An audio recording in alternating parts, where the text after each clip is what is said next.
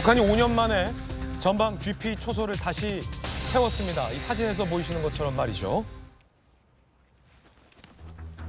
북한이 지난 24일부터 9.19 합의로 파괴했던 GP 11곳을 복원하는 작업에 나섰습니다. 우리 군의 관측 자산에 포착이 된 겁니다. 병력, 북한 군이 투입됐고 중화기도 투입됐습니다. 판문점 JSA 북한군이 권총 착용 근무, 서NLL 지역 해안포 개방도 늘었습니다. 시범적으로 남북 모두 이 최전방 초소 GP 10여 곳을 없애기로 합의를 하고 없앴는데 북한이 이걸 다시 어기고 초소를 세우고 있는 겁니다. 자, 이렇게 좀 자세히 보시면요. 북한군이 한 5명 정도가 GP 초소를 다시 세운 모습을 확인할 수 있습니다. 초소 외벽을 얼룩무늬로 도색을 했고요. 그리고 무반동총을 어깨에 메고 이동하는 모습도 보이고요. 야간 경계까지 북한군이 서고 있는 모습도 관측이 됐습니다. 북한이 9.19 군사 조치, 군사 합의 효력 정지를 기다렸다는 듯 GP까지 다시 세우고 있는 겁니다. 오신환 의원님, 네네. 북한군이 사실 9.19 군사 합의를 수백 차례, 수천 차례 위반을 했어요. 네네. 우리만 지키고 있었던 꼴이었습니다. 북한은 계속 위반하고 있고 우리는 그걸 지키느라 군사분계선 부근에 정찰도 못하고 있었는데 북한이 급기야 우리가 경고했던 위성까지 다시 쏘지 않았습니까? 그래서 일부 조항을 효력 정지했는데 이제 아예 북한군이 더 적반하장식으로 최전방 초소까지 세우고 있어요. 어떻게 보십니까?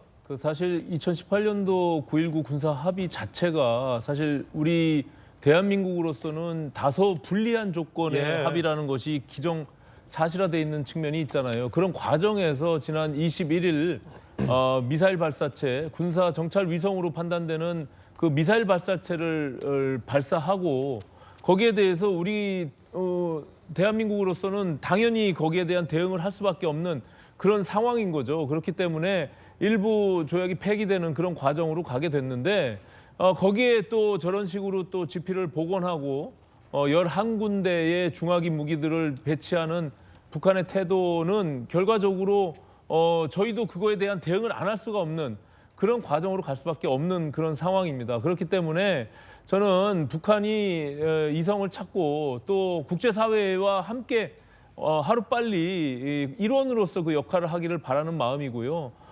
저렇게 무력적으로 계속 본인들의 존재감을 표시하는 것은 김정은 정권 체제를 유지하고 그것을 인정해달라는 그런 표현이거든요. 그렇기 때문에 저는 핵 개발에 대한 부분들이 다소 지금 이렇게 침체돼 있는 측면도 있긴 하지만 저것이 계속 저런 식으로 도발이 계속 강화된다면 우리 대한민국은 저기에 적당한 상응하는 그런 대응을 할 수밖에 없다 이렇게 말씀드립니다. 예. 이게 말이죠.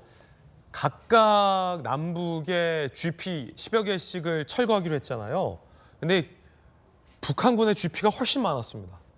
그리고 우리 군은 그 수많은 북한군의 GP를 대응하기 위해서 북한군보다 적은 GP를 운용하고 있었는데 남북이 각각 동수의 GP를 철거하기로 합의를 했기 때문에 일단 우리가 더 많이 손해보는 측면이 있었다는 거예요.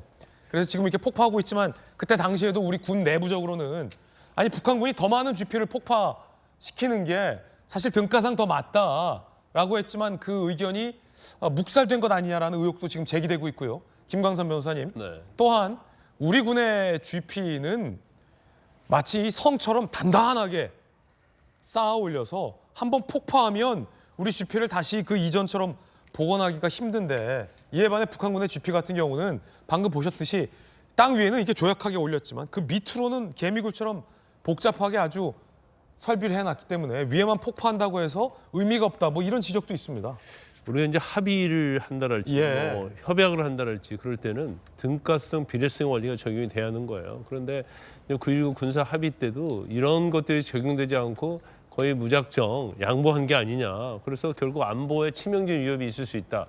이런 얘기가 많이 나왔고요. 그 당시 이제 국방부에서 이걸 많이 반대했다는 거 아닙니까? 특히 이번에 9.19 군사합의 일부에 대한 파기, 그러니까 뭐 정찰이랄지 드론을 띄우는 그 거리 이런 거에 대해서도 우리가 엄청나게 양보를 했기 때문에 북한이 우리를 뭐 불바다를 만들겠다 이런 취지의 발언은 사실은 그 군사지역에 설치된 장사정포가 제일 중요하거든요. 네. 근데 장사정포 자체에 대한 우리가 정찰을 하지 않으면 이번에 이스라엘과 하마스 간에 그런 일이 또 일어날 수 있는 거예요. 그래서 일단은 우리가 이 9.19 군사 합의 일부를 파기를 하니까 뭐 기다렸던 듯이 이미 사문화돼 있었다 하면서 저는 북한의 어떤 행태는 이미 애견되었다고 봅니다. 그래서 그렇지만 우리가 중요한 부분은 뭐 일부 민주당 쪽에서는 그런 비판을 할 수 있죠. 왜 군사 긴장, 대결 구도를 고도화시키냐. 근데 저건 불가피한 측면이 있어요.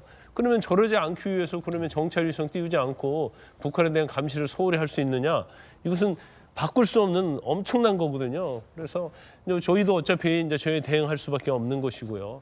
어쩌면 그 당시 이제 GP 폭파 이런 걸 했지만 뭐 어떻게 보면 물론 남북의 어떤 평화 프로세스에서 서로의 어떤 진정성이 있었다 하면 좋았겠지만 우리만 너무 진정성을 보이고 네. 북한은 진정성이 없지 않았나 이제 그런 생각이 들어요. 그래서 원래로 돌아갔지만 결국 이제 힘의 원리, 힘의 균형에 의해서 이제 평화가 다시 지켜갈 수밖에 없는 그런 상황이 왔다 이렇게 봅니다. 9.19 군사합의 파기와 정찰 위성 발사에 대해서 최근 이재명 대표는 정부 여당이 북풍이라도 기대하는 것 같다라는 발언을 해서 정치권에 한 차례 논란이 일기도 했는데 북풍 혁신위원 오 혁신위원도 이 대표의 최근 북풍 발언 들으셨습니까? 이제 저 언제적 발언인지 모르겠는데 지금 뭐 북풍이라는 것으로 지금 총선 선거에 영향을 미친다는 것은 사실 허무맹랑한 얘기고요. 그것이 여러 선거를 통해서 입증이 됐잖아요. 어느 여든 야든 어느 쪽에 그것이 유리한 상황으로 재편되는지는 우리가 알 수가 없는 것이거든요. 그런 예. 과정에서 또다시 이제 저런 지금 우리 대한민국으로서는 우리 국민들의 안전을 지키기 위한 불가피한 상응한 그런 대응들을 북풍으로 몰고 가는 것은 저는 정말 황당하다, 있을 수 없는 일이다 이렇게 생각합니다. 네. 북풍을 이재명 대표가 간접적으로 언급했어요. 정부가 북풍처럼 군사 도발을 유도하거나 충돌을 방치하는 상황이 오지 않을까 하는 걱정이 일각에 있다라는 간접 화법을 했는데 오늘 그 동아일보의 그 이정은 논설위원회 칼럼을 보니까 칼럼 제목이 여의도를 떠도는 낡은 북풍의 망령 9.19 합의의 일부 효력 정지를 주고 북풍 음모론을 제기하는데 이 북한의 고도화되는 위협 앞에 과연 총선의 득실을 이 북풍까지 언급하면서 따질 것이냐라는 날카로운 비판 칼럼이거든요. 김재섭 전 비대위원 어떻게 읽으셨습니까? 저는 그 칼럼의 의견에 좀 동의를 하는 편인데, 그러니까 국방 그다음에 국민의 안전을 두고 그것을 표로 계산한다는 것 자체가 이재명 대표가 과연 야당으로서 당 대표를 지낼 자격이 있는가라는 의심을 심각하게 하게 되고요. 솔직히 말해서 북한의 어떤 가짜 평화로 인해 가장 많은 수혜를 받았던 건 2018년 민주당 아닙니까? 오히려 저는 그런 관점으로 지금 총선을 바라보고 있는 것이 아닌가라는 생각이 들고요. 9.19 군사합의 때도 당시 초소를 줄이는 면에서도 우리는 초소를 줄였지만 북한이 정말로 약속된 만큼의 초소를 줄였느냐 이거 아무도 확인하지 못했습니다. 실제로 줄였는지 알 수가 없어요. 몇 개 그냥 폭파하는 장면들만 연출됐을 뿐이지 정말로 줄였느냐에 대해서 아무도 검증하지 못하는 상태에서 지금까지 왔거든요. 근데 우리가 이스라엘 하마스 전쟁에서 봤듯이 아이언돔이라고 하는 굉장히 좋은 무기가 들어온다 하더라도 양쪽으로 밀어붙이면 그게 실패할 가능성들이 있어요. 예. 그러니까 우리 대한민국이 군사력이 아무리 질적으로 우세하더라도 북한이 앞에 GP나 GOP를 통해서 양쪽 우세를 보인다 그러면 그것이 일시적으로 무력화될 수가 있거든요. 이런 것들을 우리가 새겨가지고 같이 대응을 해줘야 되는 것이지 이게 무슨 북한의 선의만 기대해가지고 대한민국 지금 국민들의 안전과 대한민국의 안보를 바탕으로 이렇게 아니란 태도를 예. 보이는 오히려 민주당의 야당 자격 없는 것이 아닌가라는 저는 생각이 좀 듭니다. 자, 이 의견에 대한 의견도 드려야 될 것 같은데 서지현 전 부대변인 이재명 대표의 이제 북풍은 좀 근거가 있었던 발언이십니까? 그러니까 이제 과거라기보다는 이제 보수 측 자체가 안보에 굉장히 이제 관심이 많습니다. 실질적으로 뭐 보수층 지지자는 대부분은 그렇지는 않지만 경제보다 안보를 더 우선시하는 보수층도 있거든요. 그러나 이게 선거로만 하는 것이고 선거 이후에도 굉장히 이런 부분은 평화적으로도 문제시 되는 것인데 저는 다만 이런 GP에 대해서 긴장이 이제 다시 고조되는 상황에서 그럼 이런 논쟁은 좀 차치하더라도 국방부에서는 이제 또 군사 대비 태세 강화를 해야 되는 겁니다. 그런 불확실성이 이제 생긴 겁니다. 그 생긴 것이고 저는 다만 이런 것들이 계속 뭐 어떤 행위도 있지만 이게 인사라든지 행동 하나하나가 평가하는 것이거든요. 지금 최근에 합참의장 군사 대응책에 맞대응하겠다 하시는데 이분이 미사일 쏠 때 주식하고 골프 쳤단 말입니다. 근데 이런 분을 합참의장으로 대통령께서 이렇게 지명하면은 우리 국방 군인이 아무리 미사일이 좋은 유형의 미사일이 있더라도 무형 정신력 강화에 굉장히 약한 부분이 있기 때문에 저는 개인적으로 범죄자지만 김광진 국방부 장관 같은 그런 대쪽 같은 분을 해야지 합참의장 이렇게 미사일 쏘는데 주식하고 골프하면 군 사기 저하뿐만 아니라 명령 자체가 굉장히 들어먹지 않는다. 그런 말씀도 꼭 좀 드리고 싶습니다. 예.